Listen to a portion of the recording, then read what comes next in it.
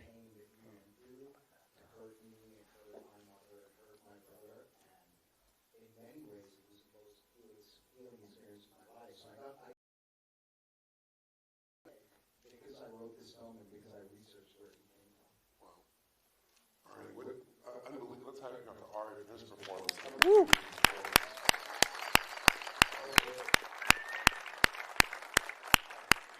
More with your face and eyes than most people say with their words. I'm just so blown away, as we all are.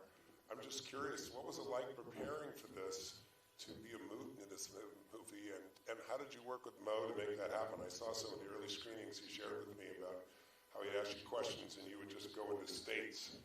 But who would think that someone could carry a film like that? I mean, it's just extraordinary. Tell us a little bit how you prepared and what it was like. Thank you. Thanks so much. Thanks everyone for being here, for your great movie. And it was quite a challenge because before the movie I did just like short films back in Mexico. And when I got the role and I saw that I was playing a mute kid, I was frightened. I didn't know how to play a character who was mute. So I came to Mo and I told him, well, I don't know how to do this. But he told me something real simple, but that was like a huge realization to me. He told me, well, Jesus does speak to one person. He speaks to himself in his mind, just like we all do all the time. And then we worked and we wrote a monologue of Jesus's thoughts throughout the story. So when we were shooting, I had like a dialogue in my mind all the time. And whenever I couldn't do it, he wouldn't care about the sound guys, and he would just tell me, imagine this, and imagine that this is happening in front of you. So I would use like that substitution of real life situations and real people in my life and put them in front of me so that I would react. And sometimes I would go over the top, sometimes I was low, and thanks to I would say like thanks to all the fun that we had on set. That's how It's hard to imagine that was fun. Yeah. I mean, that's the magic of filmmaking. Yes, that is You can magic. see a lot of suffering here, but actually we were always laughing. Between scenes, we were always like just chatting and moving around. And sometimes Renata would sing Despacito by Luis Fonsi. That's wild. That's really wild. Extraordinary. Give him a hand, please. I love hearing the story you shared again tonight about he picked you up because he knows the two of you flirting and great chemistry on stage. That's not true. What was it like working with Mo? What was like working with Mo? I'd love to hear from both of you. It was a roller coaster. It was a roller coaster of emotions because we both were like so open to each other. So we became like brothers. Like for those who speak Spanish, there is something we say in Spanish that we were like uña y mugre. You know? And yeah, that's what made the film work, I think, our relation. And pass on to Renata. Let's give her a hand. Amazing performance. Tell us, what was your experience in making the film with Mo and with this team? Very intense too. I'm very thankful with Mo for giving me this opportunity because, as he said at the beginning, I was going to do another role. So I was going to do Nadia, which is the girl with the space.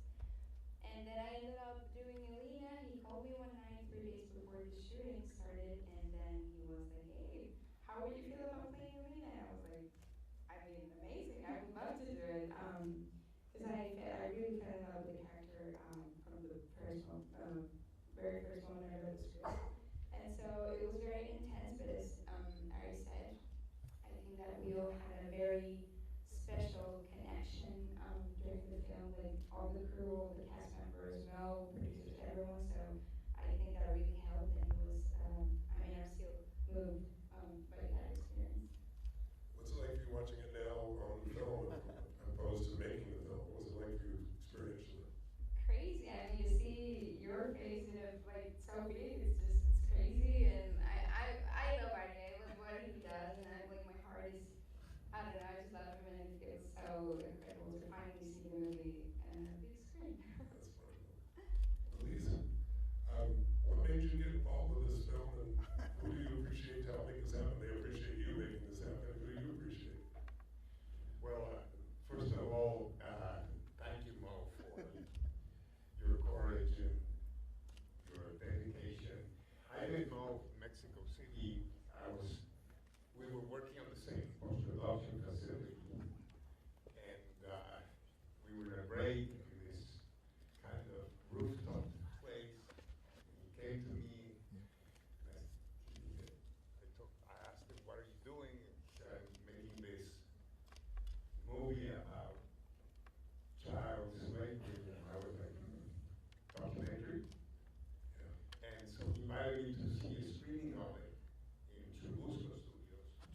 I think it was on a Saturday. And I said, I was quite blown away. And I said, "What other movies have you done before?"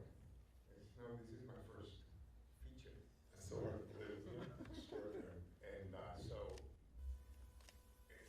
and you know, listening now to Ali and what he's talking about, the inner monologue, which is the same way I work with Killing Innocent Voices.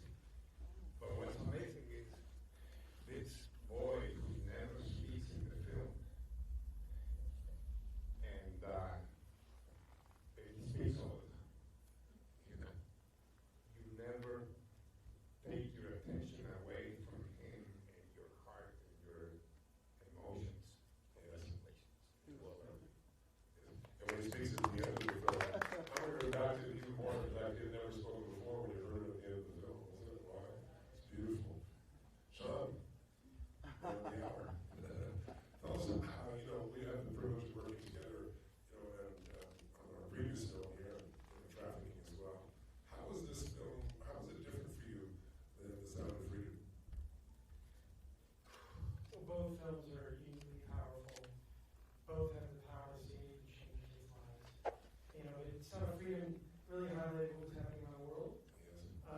This shows it's happening right in our backyard, right in LA, which happens to be the #1 worst city in America for trafficking. Miami's #2. And I remember watching it in your theater, which Tony's theater is like a giant bed. It's the coolest thing I've ever been to. But watching you watch the theater movie was almost as good as just watching the movie. Yeah. But this is edge of your seat. Yes. It's hard to blink, the intensity. And although it's only a small fraction of what happened, it's a gut punch, and hopefully it will awaken people to join this army of love and to fight for the freedom of these kids. But yeah, that's what I would say. What do you say about Mo on the other end? Pretty extraordinary. Well, I'm just so grateful that, first of all, I thank his parents, because a guy like Mo doesn't happen by accident. I am grateful that he had not only the vision, but the courage and the fortitude to never give up. Because we don't have time to tell you all the valleys that he walked through. Losing money, not being able to finish, crazy stuff, but he never gave up, just like Jesus. He never gave up. And I am inspired by it. That's why I joined it. That's why you joined. That's why we're all here. And what a blessing it is to collaborate with people to be a force for good. And especially people that are willing to work around the clock, non-stop, because the mission matters more than the movie. And literally, we'll talk from the earliest in the morning to the latest at night, because no one cares. Now, if he was a director who didn't care, he just made a bunch of movies. For 6 years, he could shoot 12 movies. But instead of making money, he wants to make an impact in saving kids' lives. So that's what I respect most about him. Thanks.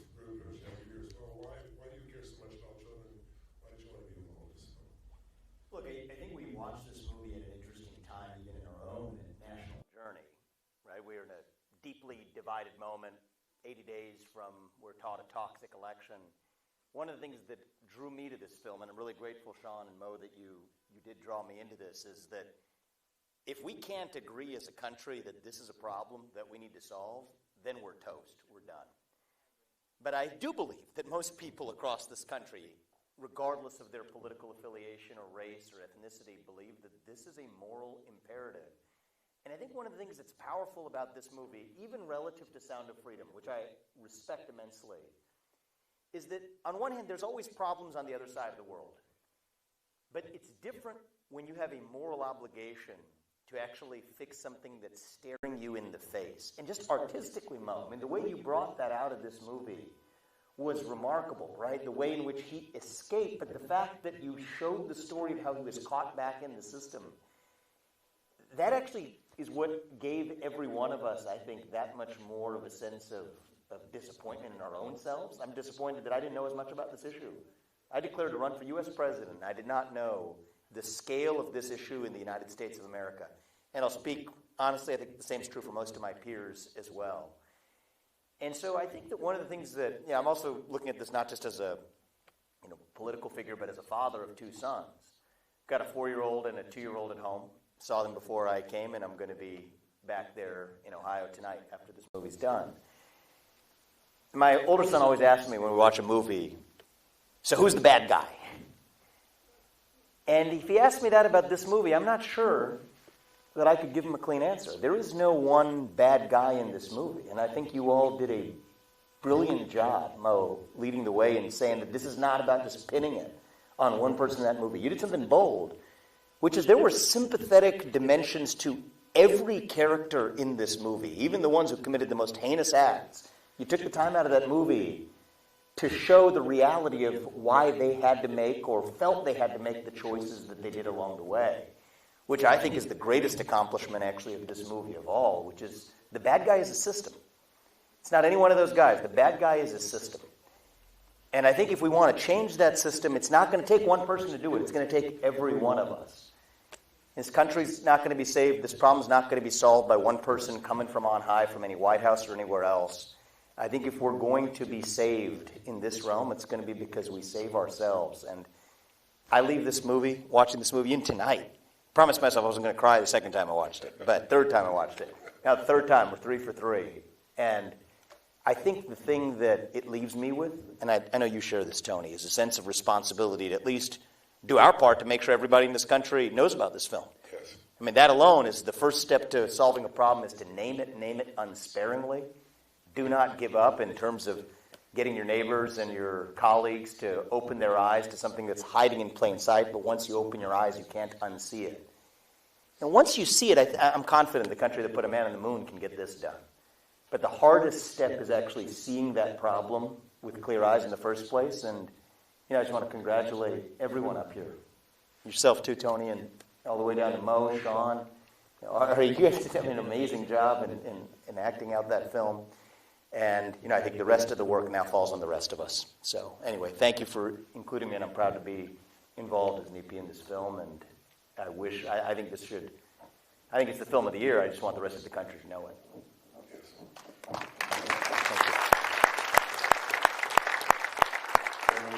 When you're 10 million people flying across the border, it's so huge, it's like war. People just turn down. But when you can follow one child and you can connect to what it really means, it can move people. The question now is, what do you do? Because some people will still feel overwhelmed. We've lost 85,000 children that the U.S. government just recently, I think you saw at the end, haven't recognized. They dropped them off someplace with somebody, and now they're finding there were 1,000 people dropped off there for their uncle under the same name and social security number and so forth. It is insane what's happening in this country. So the question is, what can we do? One of those things is putting pressure on our representatives in Congress and Senate to do something. But Sean, what can people do to really play a role in helping to create a solution here, so we don't just feel the pain, but we do something about it?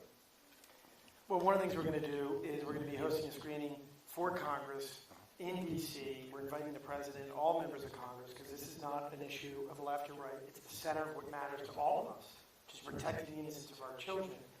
And I'll say, I was talking to someone earlier tonight about Schindler's List, which was a film that also was hard, but necessary. Yes. And it was weird because the producer had one regret, which I had a hard time believing because I think it's one of the most powerful films ever made. And the regret was it was 50 years too late. And the good news, but really it's the terrible news, is this is right on time. There's more people enslaved today than all 300 years of the transatlantic slave trade. That's unacceptable. And so the only way to change it is to fight back. And when you study how legal slavery ended, it wasn't through Abraham Lincoln. He himself gave credit to Harriet Beecher Stowe. She's a writer who just stumbled upon slavery, never knew it existed, and was so shocked she couldn't sleep, she couldn't eat. She told her sister, "What can I do?" And her sister said, "Well, you're a writer, so write."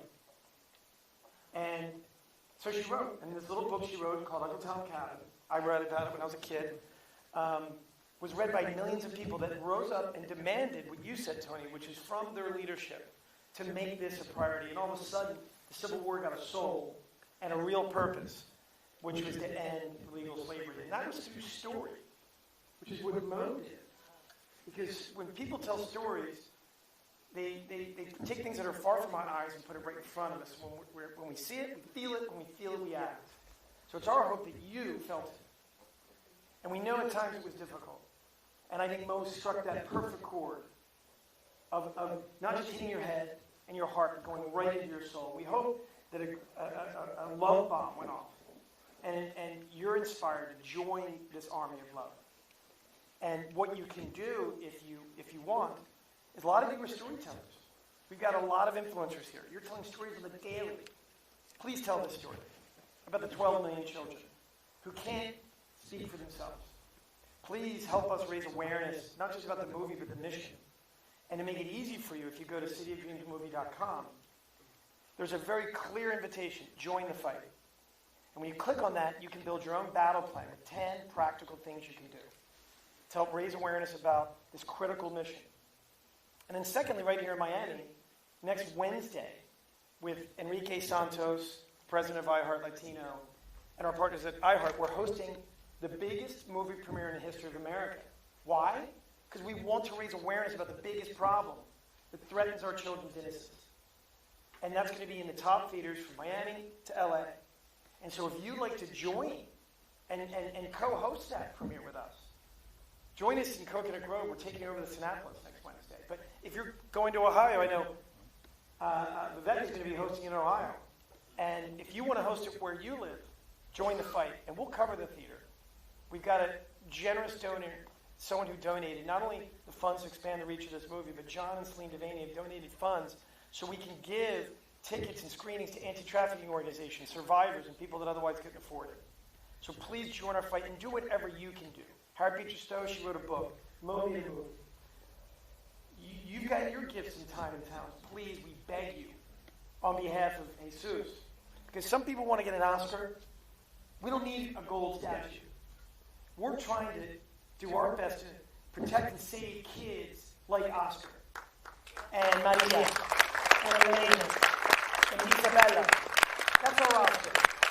And there's just nothing that feels better than that. And that's what I always, just to wrap up, I just want to thank you again, Tony, because you just have a lifetime of loving and serving others and helping them go from the valley to the peak. And Vivek has risked it all. You know, as an entrepreneur, I mean, it's just a lot easier. I would never want to get into politics, ever. Honestly. You sacrifice time and energy and resources and reputation because half this audience hates you. Just because you ran for president on the other side. And that's nuts. That's got to stop.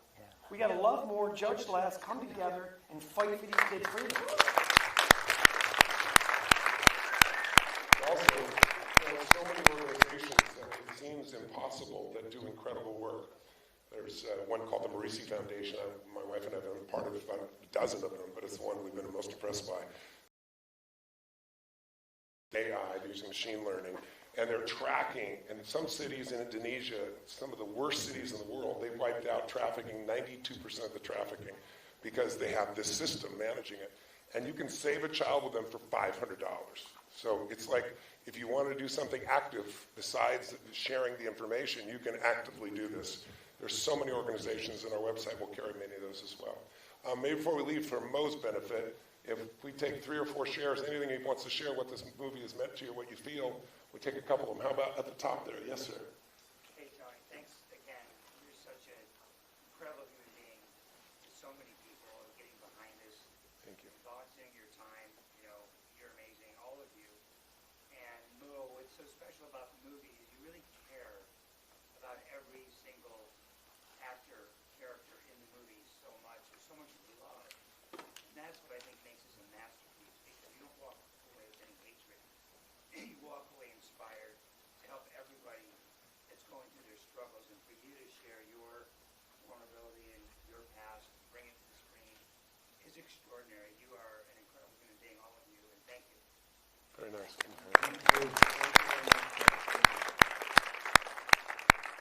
I would like to say one thing, because, my parents aren't here tonight, and I wish that they were. And, both of them, I miss them. I do feel kind of blessed, and I do feel like always my mother's hand is somehow involved in my life. My friend of 25 years, Sean Graham, he's here tonight. He gave me, he was the first person when I bought my mother's life insurance policy to, put money into the film. And his parents are here tonight, so I want to honor them.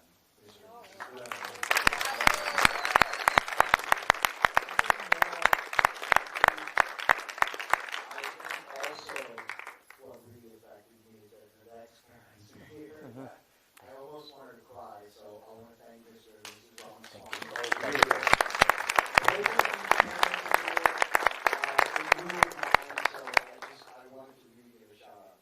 Wonderful.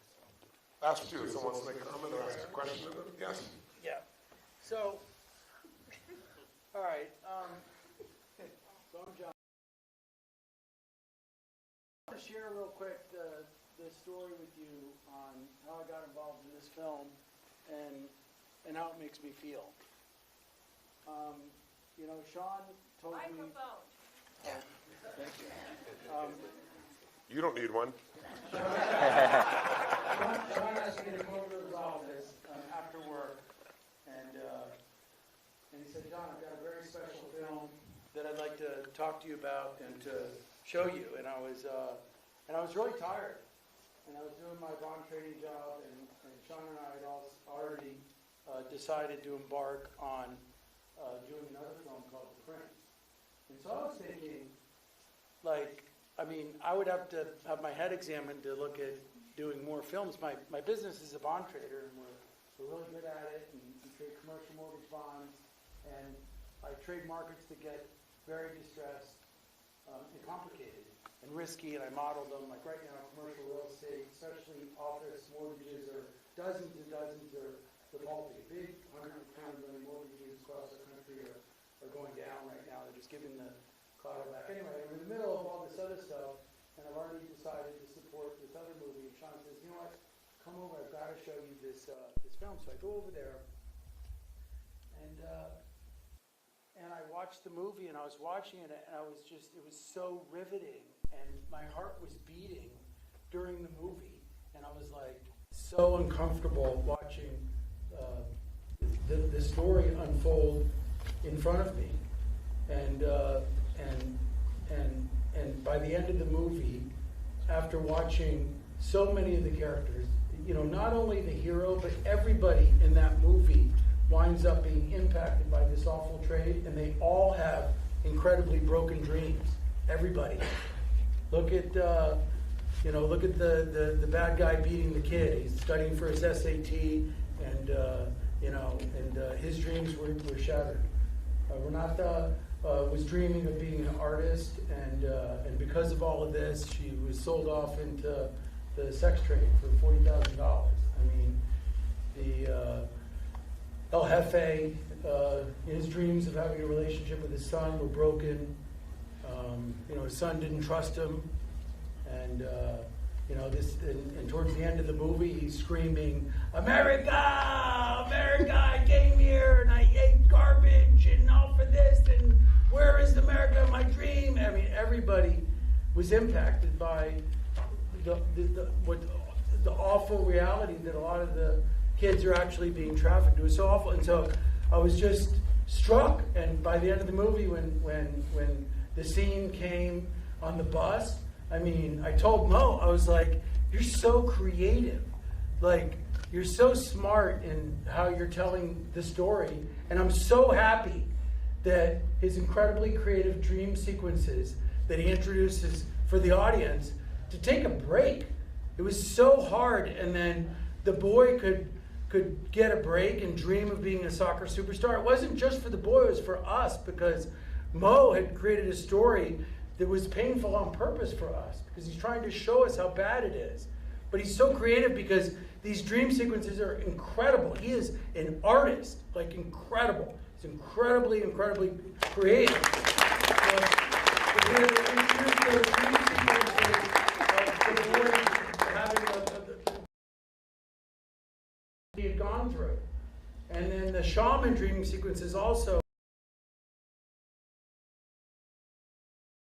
So moved by the story that I had tears dripping off my chin, just dripping, okay, when Ari started talking about why he made the movie. And I was just like, God, this is just really, impacted me. And then I got on the Zoom call with Mo, and we talked for 3 or 4 hours till 1:30 in the morning until we were both completely exhausted. 5 years to make this movie, all of the ups and downs, and he had so many challenges, and he was about to give up, and then he didn't give up, and then people inspired him, and he had all these other people that were there for him right as he was going to quit, okay? And the story is unbelievable. I mean, not just that he used his mom's life insurance policy, but he had very, very big challenges to bring this movie out. Unbelievable. And he had a lot of people that held his hand along the way, and then I went home, I couldn't sleep, and then the next day, like 10 o'clock, I was like, all right, I'm going to give the $5 million. And we're going to bring it in. I'm going to bring it to the world.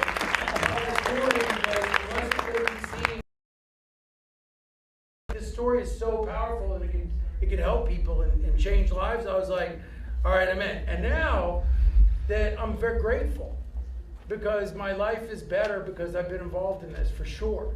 Like, it's just better. Like, I'm so happy to be working with Mo and with Sean. And by the way, I mean, just to take a little aside here, I mean, listen, Sean's telling everybody here how much they've contributed and helped out our project here. But, I mean, Sean deserves an enormous thank you by all of us.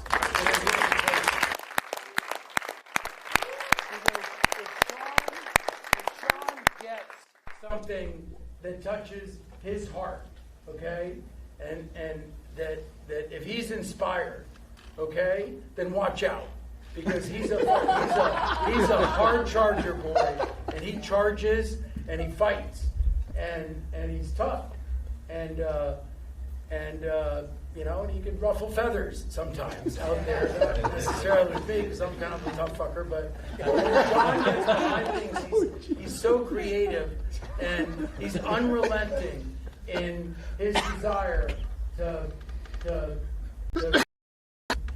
try to articulate to so many others throughout his network how important the things are that he feels passionately about. And Sean helped all of us here. I mean, we're all like a huge team here, but Sean's done a really, really incredible job bringing the team, a lot of the team together. Because like Mo had already gotten there, and then I got on, and then all of a sudden this like big tidal wave started, and it starts rolling, and it's just like, and then it gets bigger, and the wave crest gets higher, and then we got all these other people getting involved in this whole thing, and then it's like, now we're invited to screen the movie up for the Senate and Congress. Like, that's real shit happening that could change laws. And you go talk to the politicians and be like, look, like, this is something that politicians should agree on, okay? Let's protect kids. And who cares whose fault it is about how we got here, but there's more missing kids in the country now, like 3 to 4 times more, that are totally unaccounted for. Several 100,000 came across the border. In the foster programs, I've been doing a bunch of research. There's weekly and monthly email and text checks to those foster parents, and there's checks and balances to protect those kids, okay? That right now they're saying the government can't find half of like 500,000 kids that came across the border. They disappeared because now you don't have to. You don't have to go to an aunt and uncle and a parent. You're allowed to go to a sponsor. And do you know who's picking the sponsor? Is these traffickers. That Guatemala is so poor, they put 12 kids in a Suburban. They drive them up to the border. The driver and the traffickers are charging the families $3,000 to $5,000 per kid. So they're exploiting the kids. The parents to give away a 10, 11, 12-year-old child is unbelievable, but they're living in a terrible world down there, and they might believe that the United States is going to help their children. But they have no idea that the trafficker person is telling them how to fill the forms out and getting the sponsor in Texas. And read all the expose right now from the New York Times. They wrote 20 articles on this topic. I've read every one of them. It's unbelievable. The New York Times says they busted all these houses that have 20 kids sleeping like sardines in 2 bedrooms. The 15-passenger vans are picking them up in the evening, and they're doing janitorial work, cleaning pig slaughterhouses. And they're 12, 13, 14 years old, undocumented, and it's bullshit. Like, it's bullshit that the papers are reporting on this, and all of a sudden we have all these kids in the U.S. that have no voice. And I was like, hey, like, this is a real positive thing that you guys are fucking working on. It's unbelievable. What we're working on, it's like, it's real. And so anyway, so that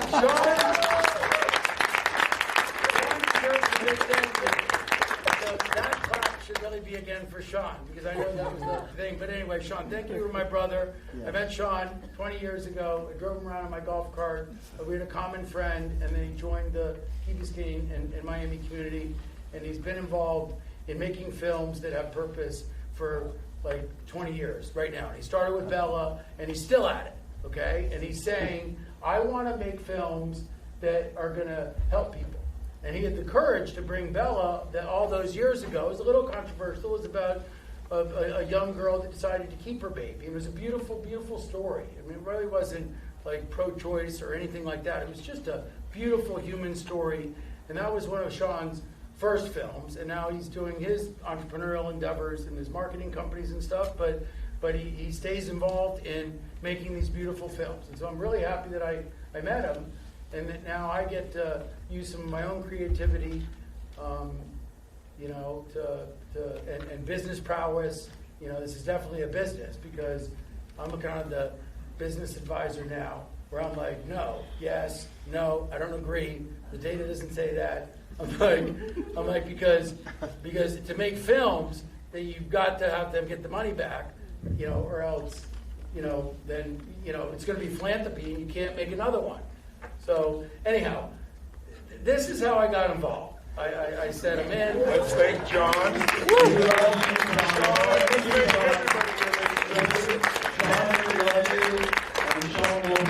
we love you. Sean, you had me when you said Tony Robbins, but I really thank you so much for that. That was great.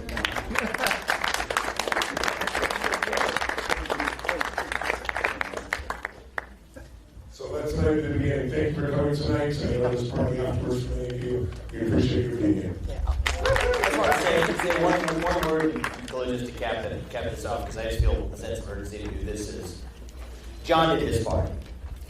He's lived the American dream. He has the funds required to make this movie possible. Mo did his part. He has a creative mind that brought this into being. Ari, Renata, Sean, you. I'm going to pledge my own obligation tonight is in the realm of American politics. I don't care what party you are, this is going to be an issue that both American political parties are going to be focused on from the day this movie comes out on forward. And the thing I want to ask, that's my pledge tonight, and I just wanted, before everybody leaves, to just ask you, if you take one thing coming out of this movie tonight, just go home, look yourself in the mirror, and ask yourself, what is the unique gift that God has given you? Whether it is wealth, whether it is talent, whether it is a voice or a platform. So many of you in this room have one of those things or more. How are you going to do your part to make sure that we actually address this? We talked about it tonight, but if we're going to solve it, it's going to be every one of you, every one of us looking ourselves in the mirror and asking yourself, every one of you has one, a God-given gift. How are you going to use it to do what is right in the short time that we're given. And if we all do that, then Mo's dream will turn into a reality. So thank you guys. Thank you for having me, Tony. Thank you. Before we Thank you. wrap up, we're going to take a picture. We have 3 pictures we need to take. First is going to be with the rest of the producers. Come here for your producer, associate producer, executive producer, photo. And then right after that, there's ambassadors here. These are celebrities and influencers who are lending their voice to promote this mission of ending child trafficking. And we would like you to join us for the second picture. So first we're going to do the... Here we go. On 3, Mel, if you want to stand with us. Do we have all the producers here? Prince Royce is an executive producer. He's almost here. Here comes the prince. Okay. Let's get the professional camera there. Here we go. Yep. Zoltan? All right, everybody. If you could, sir, we just have to get this done. Sean, you're missing Eric. Let's get Eric. Where's Eric? Jump in here, Eric. Roadside Okay. attraction. Get in here. No. The best distributor in America. Yeah. Now the ambassadors, if you could please join us. President-elect. We have a lot of I don't know if the Influencer team is here, the Latin We. Okay, if we could have all the influencers come up, we're going to take, this is our last photo, and then we're going to go to Delilah. The after party's at Delilah, food, drinks, live music. If you haven't been, it's the nicest new restaurant lounge in the city. It's about 3-minute drive. Johnny, you going to join us? Oh, you got to take a picture. Here we go. Squeeze in here. Get in here, buddy. Oh, you're kidding me? Thank you. Here we go. There we go. Thank you, man. Thank you for everything you've done. Okay, so here we go on 3.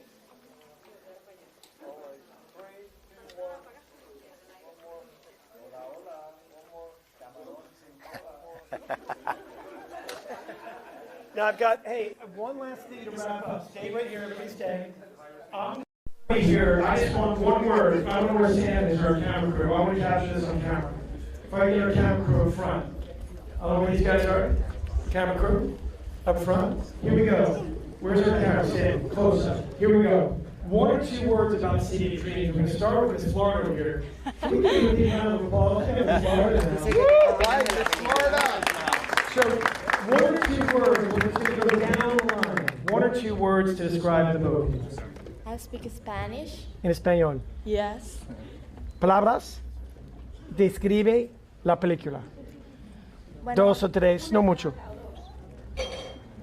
me llegó al alma. Hace 1 año y 6 meses vine como migrante, entonces el tema me llega muy de cerca y me alegra que hayan hecho una película para que las personas tomen conciencia de este tema tan delicado e importante. Great. And what we're going to do, this is a long line. We're going to have 1, 2, 3 words to describe the movie in Spanish or English, whatever you prefer. Hola, buenas. ¿Se escucha? Hola, buenas noches. Una palabra necesaria. Esta película es muy necesaria. Yo, por ejemplo, me siento muy conectado porque es muy fuerte, estoy todavía muy emocionado. Yo de niño sufrí abuso sexual y esta película tiene que verse en todo el mundo, tiene que visibilizarse, porque como siempre lo digo, muchas veces el monstruo está dentro de nuestras propias casas y esta película es necesaria. Yes, and I'm going to say, right after the movie, if anyone wants to share more words, we're going to have a camera crew out there, because we would like to hear, but we're going to have 1 or 2 words. 1 o 2 palabras de la película. 1 o 2. Impactful, meaningful, and very, very powerful. Powerful, engaging, and timely. A necessary and radical shift in perspective. Powerful and life-changing, without a doubt, for sure. Grateful. I have nothing to say but grateful. And Miss Florida, how you doing? Change. This film is about change.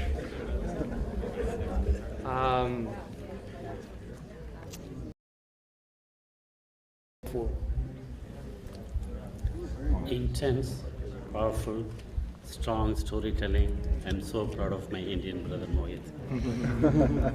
Necessary, powerful, and important.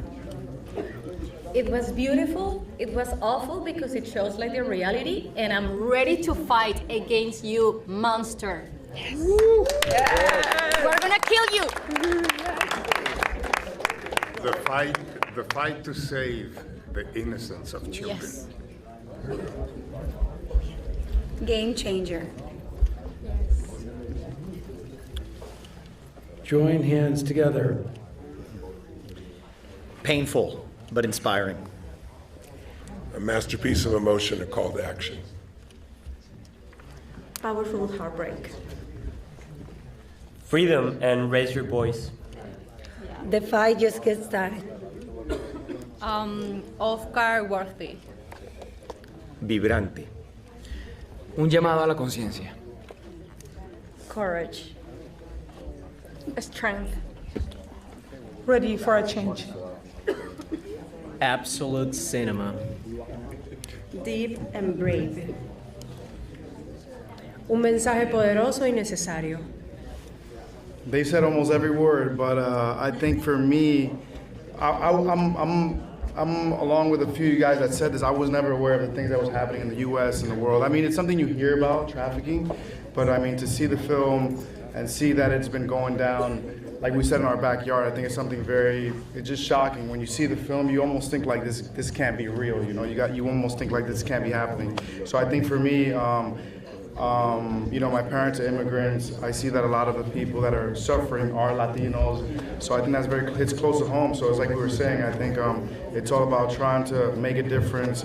And yeah, I think that it's a very powerful message, a positive message. And I think us as, you know, as having a voice, you know, we're very blessed to be able to have a voice that can be meaningful and powerful. So I think for me, that's what it's all about, getting it to be known, getting people to see it more, putting it in people's faces. And like I said, I've been shocked with the film, with Sound of Freedom as well. And like I told you, I had seen Sound of Freedom a little bit before getting involved with this one. So it's a pleasure for me to be involved, and we're out here to make a difference always. So thank you guys for the time. Yeah. Life-changing and life-saving. Thank you everyone for joining us in this night. Please join us in the fight. We will see you at Delilah's at the after party. Gracias. Hasta luego.